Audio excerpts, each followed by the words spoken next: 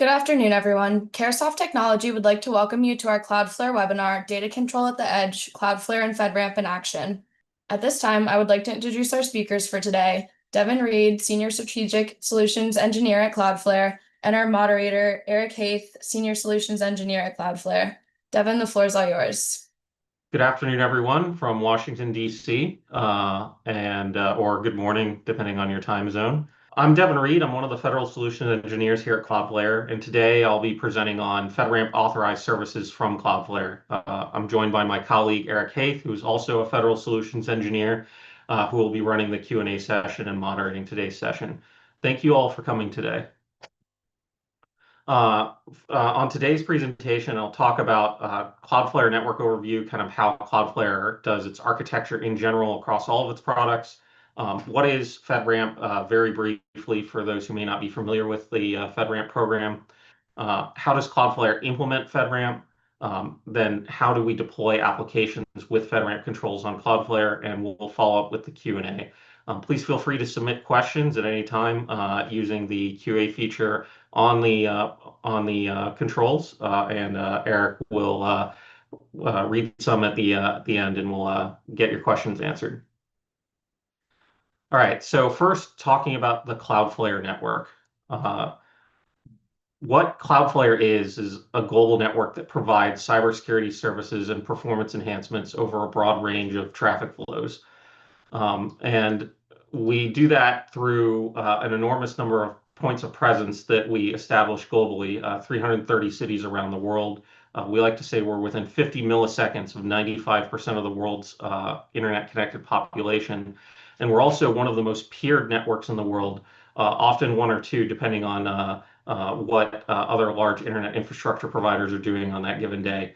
And then we all combine that for 338 terabits of capacity and continuing to grow. Just taking a look at the application services side of the house, about 20% of web properties sit behind Cloudflare. So we see an enormous amount of traffic on any given day. And we use our capabilities of seeing that traffic to protect all of our customers. We like to say an attack against any Cloudflare customer inoculates all Cloudflare customers. And that's what having a large network and an enormous amount of threat intelligence provides us, first-party threat intelligence there. All right, so FedRAMP overview. FedRAMP is, let me start with, there are certain ways that the government is required to protect information that was established by the Federal Information Security Management Act. But it is very convenient and useful often for the government to outsource to third parties in order to provide services. And so that is what the Federal Risk Authorization Management Program is designed for, is to create a set of standards that says, when the government outsources processing of federal information, that information will be protected according to certain security controls. So for Cloudflare's part, we are authorized at the moderate impact level currently. We will be seeking a FedRAMP high impact authorization as well. Talk a little bit more about that later. But for right now, all of our services are FedRAMP moderate as of this broadcast. So how is FedRAMP combined with Cloudflare? So we take a global network, and one thing that's kind of interesting about how we design our network and that makes us a little different than other operators at the scale is that we don't have availability regions. We like to say that when you deploy onto Cloudflare, Earth is your availability region. It's kind of baked in the DNA of how we architected our anycast network.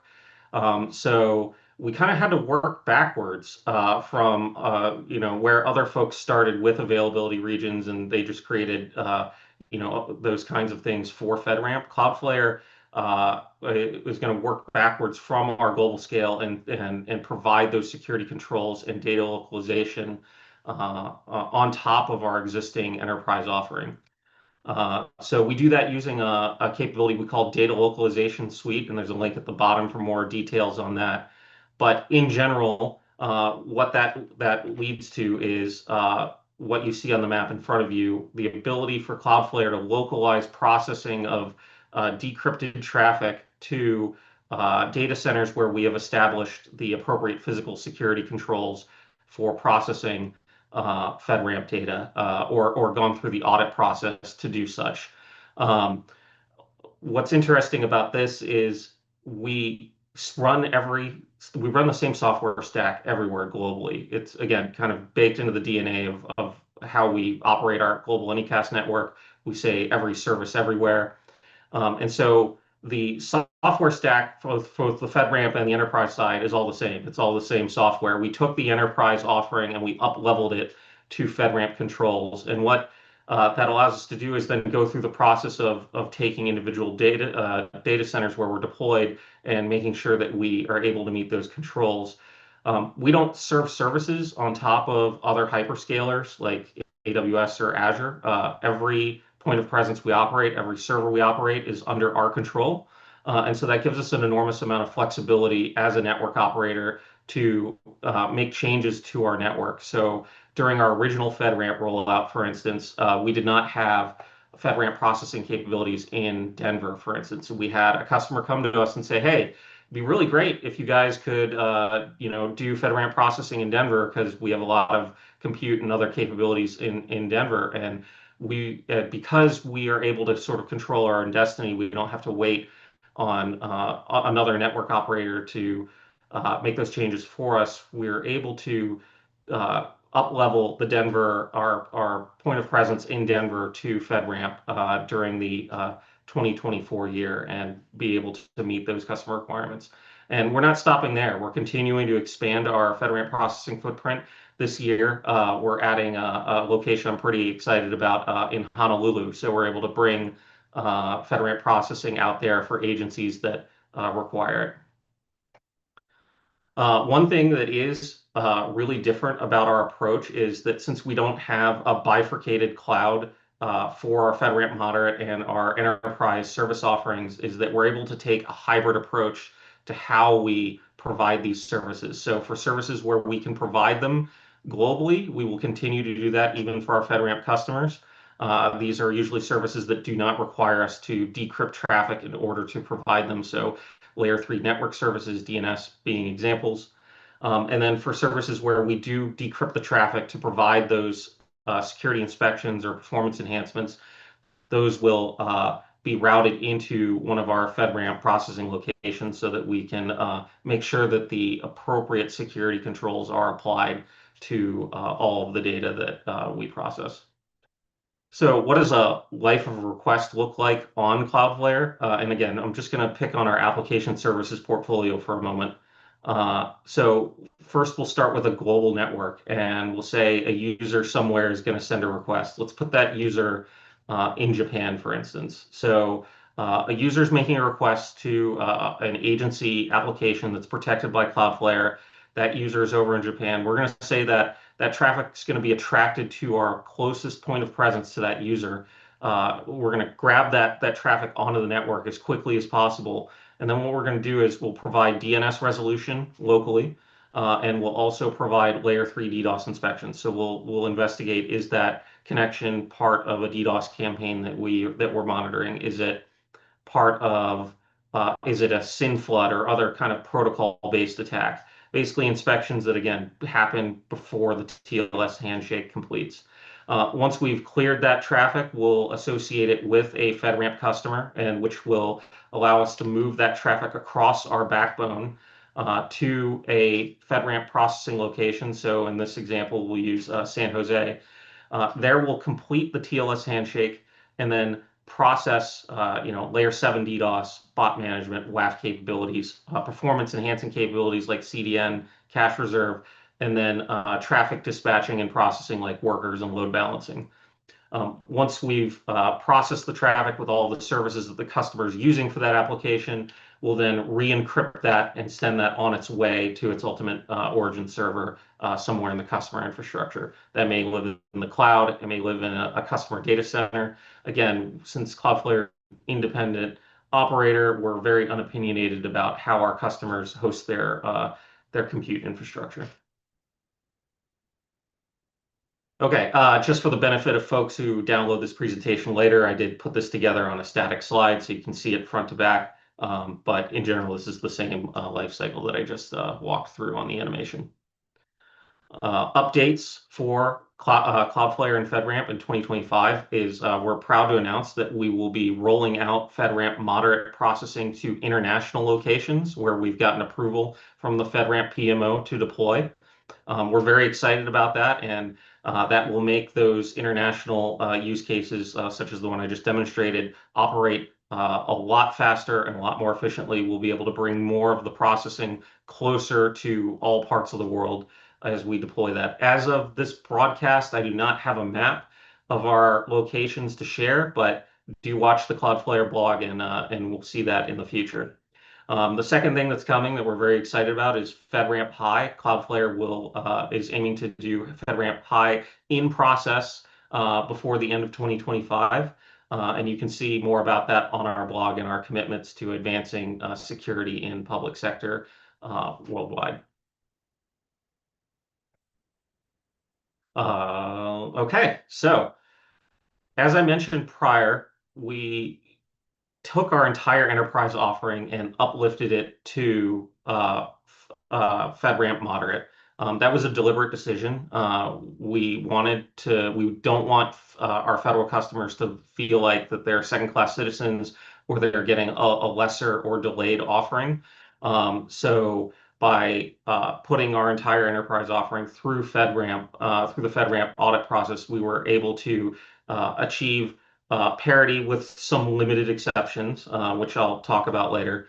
But the idea here is that as Cloudflare develops new capabilities that to existing services, we're going to be able to make that generally available to both our enterprise and our federal customers at the same time.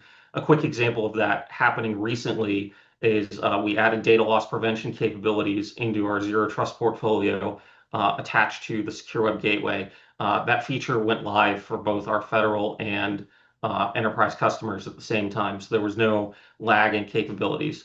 On occasion, we may acquire technologies through acquisition of another company, and those are cases where it will take us some time to bring that technology into the FedRAMP authorization boundary. But our goal is really to deploy into both environments at the same time and keep that parity as much as possible. Okay. One thing to mention is all the services that you just saw on the screen prior. Every single service Cloudflare offers meets all three of the resiliency guidelines outlined by CISA's TIC 3.0 guidance. Every service we offer is going to be DDoS resilient. Every service we offer is going to elastically expand, so it doesn't matter how much traffic's being thrown at a particular application. We're going to knock down DDoS. We're going to find POPs to serve traffic. Our number one goal is always making sure that our customers' resources are available and stay available.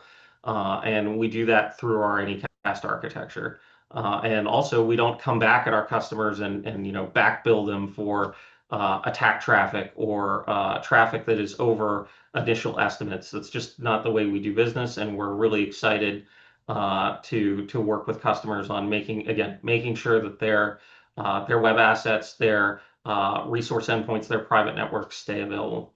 And the last guideline is regional delivery. So again, Cloudflare deploys our services to a wide edge. We regionalize delivery of those services as much as possible.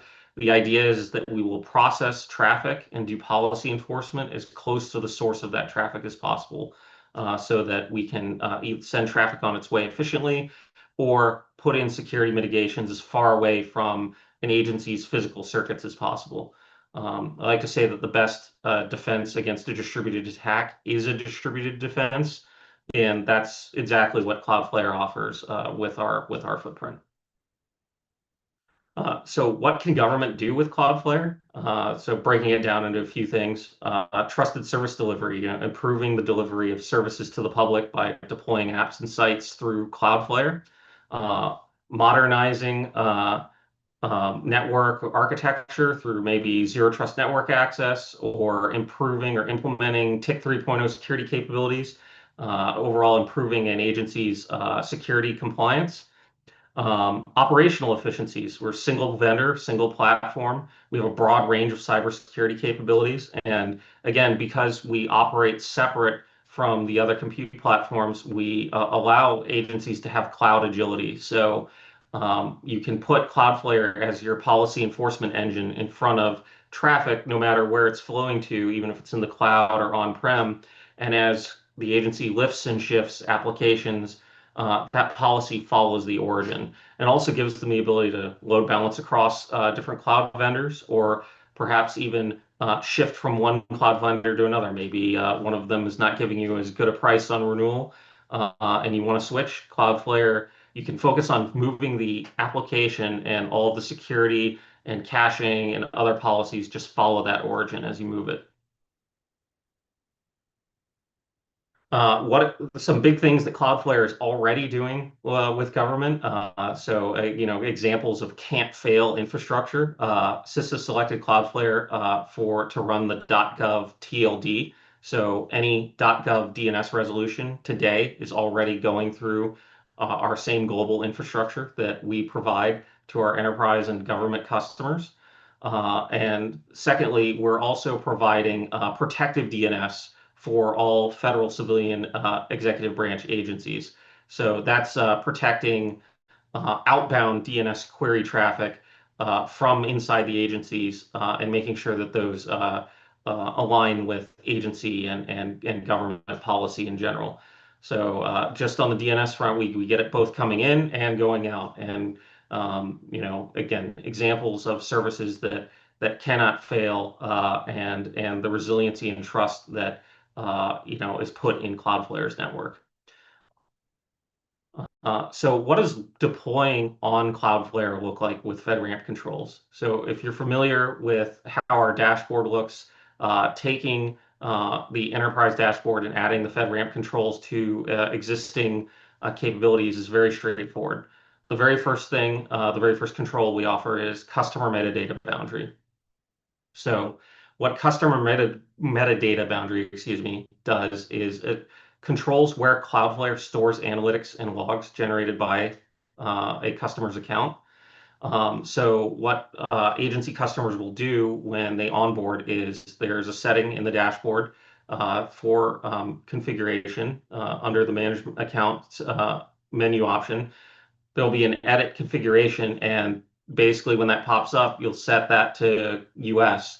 And all of our US-based analytics and logs processing happens in our FedRAMP authorization boundary. We offer this service kind of generically for other data sovereignty use cases as well. So you'll see options for like EU for GDPR requirements and other things like that. But for FedRAMP, it's going to be that US-based processing.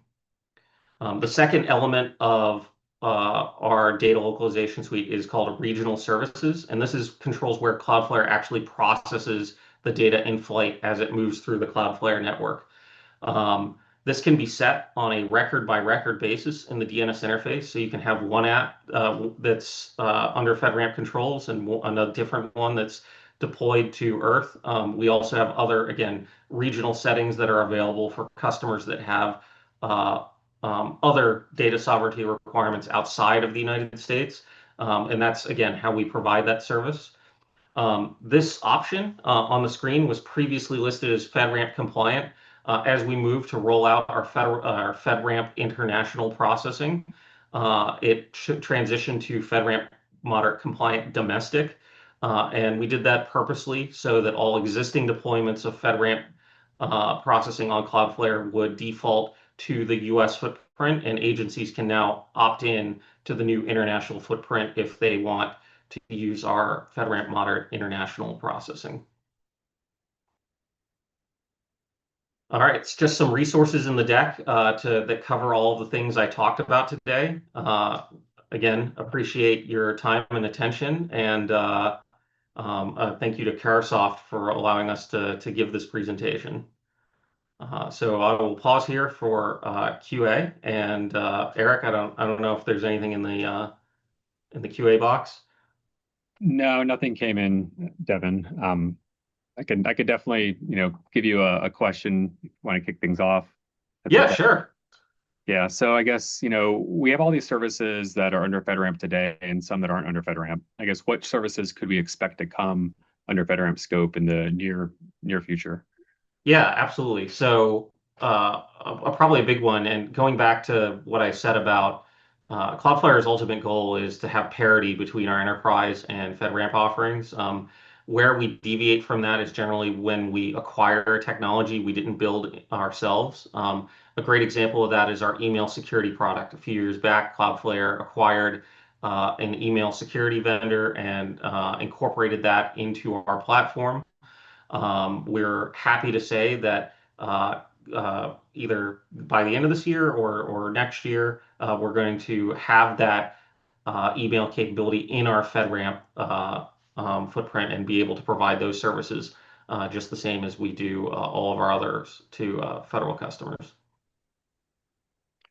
Excellent. I see there are a couple of chat items. Okay, awesome. All right, so thank you again for coming to our session. And if there are no other questions, I will hand this off to Anna. Thank you, Devin and Eric, for being with us today. I want to thank all of our participants as well as our speakers. We hope that this webinar has been helpful for you and your organization. If you have any further questions or would like to request more information, please do not hesitate to call or email. Thank you again for attending.